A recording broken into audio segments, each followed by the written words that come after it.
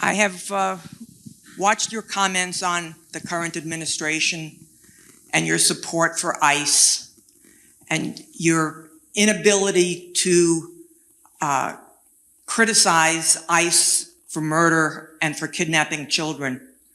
My question for you, what is your line? What is the line that you won't cross? What can Trump do that you will say that's wrong? So,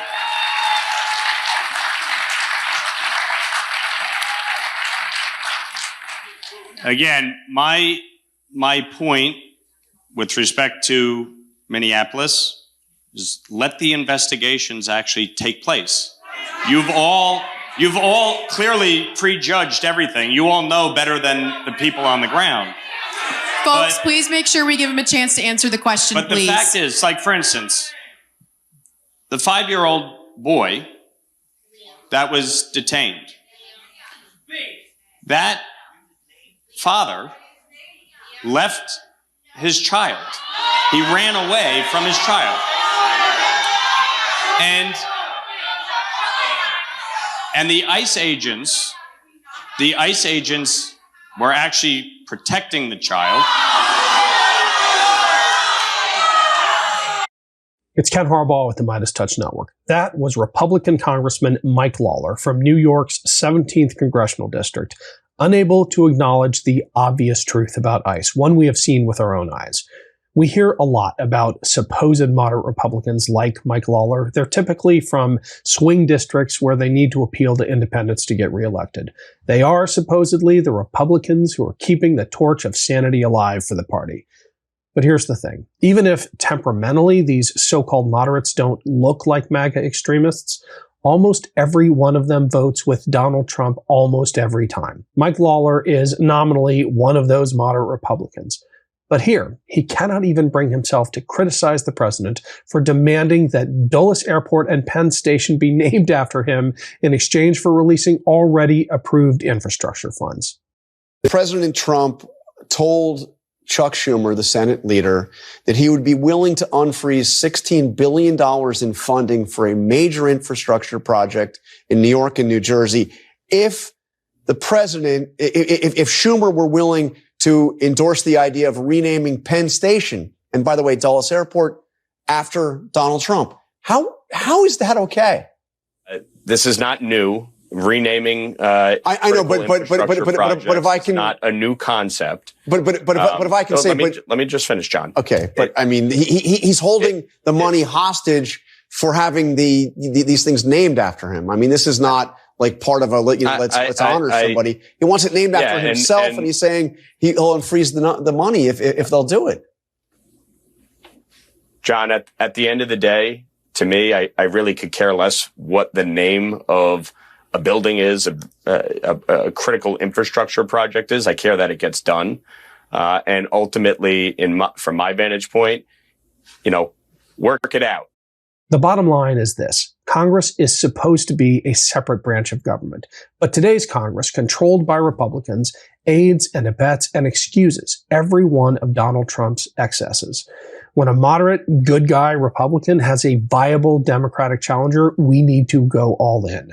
Kate Connley is a West Point grad and Army combat vet who served 16 years with 6 deployments to Iraq and Afghanistan, where she earned 3 Bronze Stars. She later held senior national security roles, including Director of Counterterrorism on the National Security Council. And she can beat fake moderate Mike Lawler. Kate Connley, thanks so much for joining the show. I've been watching these town halls with Mike Lawler. And on one hand, credit him, I guess, for holding them, but it seems like he's not getting the assignment.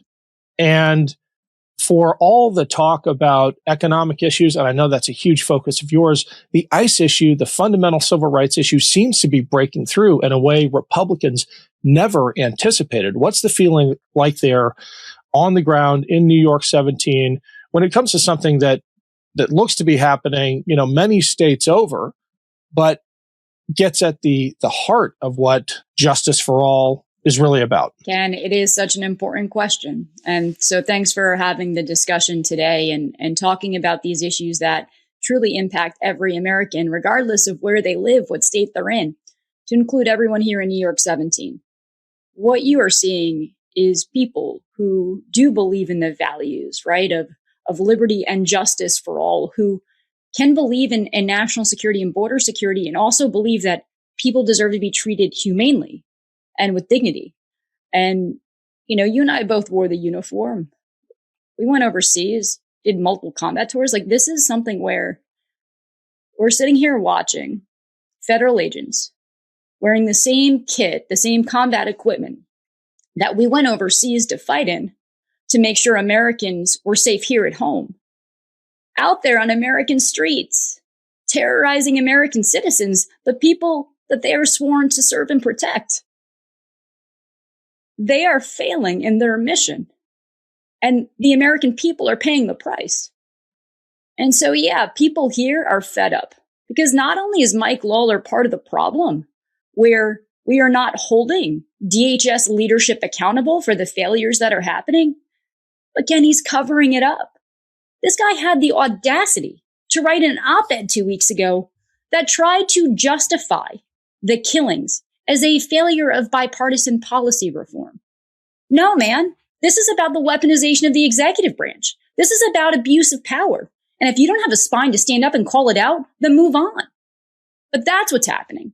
And rightfully so, people are outraged because they demand more of America. They demand more of the American government. What do you make of the argument? You just talked about weaponization of the executive branch. There has been talk just this week of using ICE, talk from the executive branch. We've been sounding the alarm about this for months, but the executive branch is now talking about potentially deploying ICE to polling stations come November. The press secretary refused to disavow that. Some of the closest advisors to President Trump said this has to be done. Now the president is talking about nationalizing voting in 15 key areas. It does seem like ICE is becoming more of a regime protection force than any kind of enforcement mechanism that it was advertised to be. And I go beyond that in my concerns. I think we are seeing that out of the DOJ and FBI too, where when you look at how the DOJ is directing FBI investigations into political opposition, our very own Attorney General here in New York, Tish James, is under investigation because she tried to hold this administration accountable. And so when you see the weaponization of the executive branch that we are seeing, we just had the director of national intelligence at a domestic, I will use quotes, law enforcement operation in Fulton County, Georgia. Like, this is absurd, trying to take election records and voting records and voting machines. So I am with you. I am incredibly concerned about the utilization of ICE and what is happening and the abuse of power. And that is why I will tell you, I'm calling for the resignation of Kristi Noem. Any individual who is in leadership oversight of the operations in Minneapolis should be put on administrative leave as we thoroughly and transparently investigate what happened. Again, we've got to check this, right? And say, look, these folks, we need better hiring protocols, better screening of who we're letting into these agencies. We need to make sure that there are better protections for the American people. Things like body cameras and better training. I mean, when you see how these individuals are conducting themselves, I started my military career as a military police officer. So when you weren't downrange, we were back home doing domestic law enforcement. I am embarrassed of the lack of quality and professionalism that we are seeing on the streets. That is not law enforcement. That's not even immigration enforcement. That's just recklessness. That has no place here in any official capacity. And so to your point, yeah, I'm concerned about ICE. I'm concerned about DOJ. I'm now concerned about ODNI. When does it stop? Delete Me makes it easy, quick, and safe to remove your personal data online at a time when surveillance and data breaches are common enough to make everyone vulnerable. I spend a lot of time online, and because of the work I do, privacy isn't abstract for me. It's personal. If you've ever worried about how much of your information is floating around out there, or know someone who's dealt with harassment or doxing, you know how exposed all of us really are. That's why I use Delete Me. Delete Me does the hard work of removing your personal information from hundreds of data broker websites. You sign up, tell them exactly what you want removed, and their experts take it from there. And this isn't a one and done service. Delete Me keeps monitoring and removing the information you don't want out there. And it sends you regular personalized privacy reports showing you what they found and what they removed. It's one of the reasons the New York Times Wirecutter named Delete Me their top pick for data removal services. Take control of your data and keep your private life private by signing up for Delete Me. Now at a special discount for our listeners, get 20% off your Delete Me plan when you go to joindeleteme.com/Ken and use promo code Ken at checkout. The only way to get 20% off is to go to joindeleteme.com/Ken and enter code Ken at checkout. That's joindeleteme.com/Ken, code Ken. It's Ken Harbaugh with a quick break to tell you about something new. Battle Buddies is my latest weekly show where I try to find common ground with a conservative who I consider a true friend. David Bellavia, the only surviving Medal of Honor recipient from the war in Iraq. A Navy vet, an Army vet from opposite ends of the political spectrum, engaging in a civil conversation like we used to have. From the ICE immigration crackdowns to Trump's takeover of Venezuela, David and I take on the toughest issues of the day with genuine respect for each other, in spite of our very different perspectives. They're not always easy conversations, but they're always important, and that's something we need more of. Respectful dialogue between people who disagree, but who have figured out how to stay friends. Check out Battle Buddies today. 2 vets, 2 views, 1 nation. Find us on the Valor Media Network. The link's below. Thanks.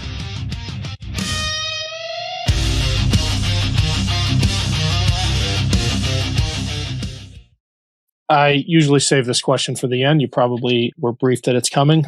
We ask every elected and every candidate about their commitment once the House flips, which it will, and God willing, once the Senate flips, to hold the kind of hearings with subpoena powers, broad investigative authority to hold ICE and CBP and DHS writ large accountable, and to impose consequences on those agents of the federal government from the top to the bottom, from Kristi Noem down to that masked agent who right now thinks he's acting with impunity. Hold them accountable and impose consequences for their violations of their oaths to the Constitution. Can you commit to supporting that kind of inquiry, those kinds of hearings in the House? Absolutely. I am happy to lead the charge because the American people deserve better. And here's the thing. In the military, can we live this? These are the normal standards of professionalism and expectation that people have and should have of national security organizations.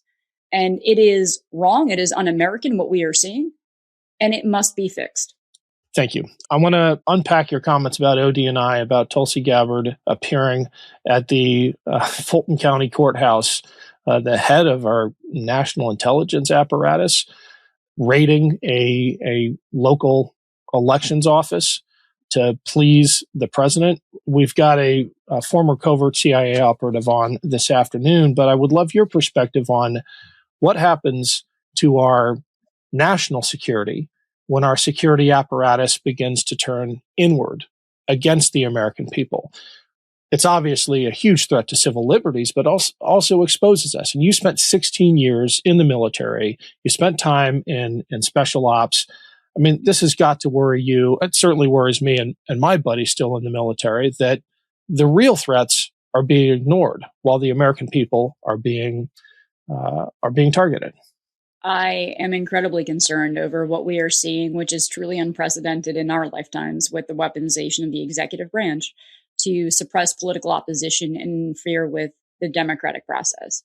So after I left uniform, I was a senior executive at the Cybersecurity and Infrastructure Security Agency. And so I was actually the lead senior executive overseeing election infrastructure security for the 2024 election cycle. And so I will tell you, I've had the privilege of working with state and local election officials across this country, because per the Constitution, the administration of elections is a state responsibility. The federal government's role was to help provide them the tools to ensure the security of that process. What we are seeing now is the federal government being a threat to the security of the process. And I am concerned beyond words. I think what we can expect to see is if there are elections that don't have the outcomes that this administration or this cowardly Republican-controlled Congress wants, for them to use every tool possible to try to question the legitimacy, despite being completely unfounded. And to your point earlier, we're already seeing how this administration is trying to suppress the vote through scare tactics, right? Which again is like the most un-American thing out there. If you want to win over the American people, then win over the American people, you know?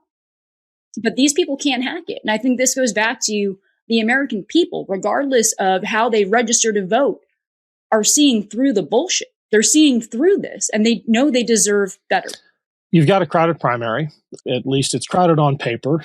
You are a clear front runner. But can you give us some insight as to how you're conducting yourself within a crowded field, realizing that the real threat is the Republican who is making excuses for ICE and covering up for the president? How do we keep from turning the guns on each other when all of our fire should be aimed outward?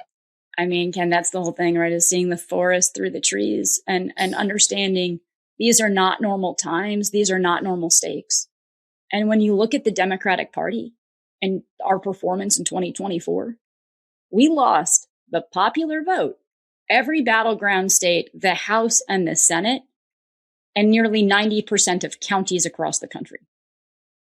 As the party of the big tent, we are failing to bring people in who don't pass these ideological purity tests. And this is what is breaking and what is forcing people to choose others instead of feeling a home within our party. And I think we need to stop focusing on the things that we disagree on, which in context is so small compared to the things we do share and agree on, right? Like, can we focus on what unites us, what brings us together? And that is, how do we fight for a better future, ensuring America's best days are still ahead of us and staying true to our values? And that is where, when we look at, look, the biggest fight right now is we cannot allow this administration to go unchecked for another political cycle. We have to win. And that is going to be hard. And we have to focus on who is the best athlete to get in the arena today to fight and win for this community, for our district, for our country. And with that, it's like, look, these brothers and sisters in the arena with me now, like, I appreciate them. I think competition is good. I think it makes us better. But we have to remember that at the end of the day, the real fight in November is for our future. And not just our communities, but the country. When you talk about the stakes of New York 17, we were one of only 3 districts in the entire country that split the ticket in 2024, going for Kamala Harris and a Republican member of Congress. So when we talk about the path to winning back the House majority, it runs through New York 17. We can't screw this up. We've got to win, you know? And I think, to your point, we need to focus on, this is about service. This is about making sure that we can get in there and do the incredibly important work right now. These are not normal times. These are not normal stakes. We cannot afford to lose. We're going to end on that note. Thanks so much, Kate. For the outro, I really want to share the launch video. And for those watching, you got to wait until the end. It's worth it. Thanks so much, Kate. Thank you, man. Appreciate it, Ken. In the special ops community, there's a saying, run to the sound of the guns. That's what I've done my entire life. Joining the Army after 9/11, combat zones like Iraq and Afghanistan, hunting down brutal terrorists. Protecting what makes this country great is why I'm running now. Because the politicians who created this mess are not going to be the ones who fix it. How do you tolerate what's being done to our country, to New York? The answer is you don't. I fought for my country, fought to protect our democracy, and now I'm ready to fight for New Yorkers. Let's go. Love this video? Support independent media and unlock exclusive content, ad-free videos, and custom emojis by becoming a paid member of our YouTube channel today. You can also gift memberships to others. Let's keep growing together.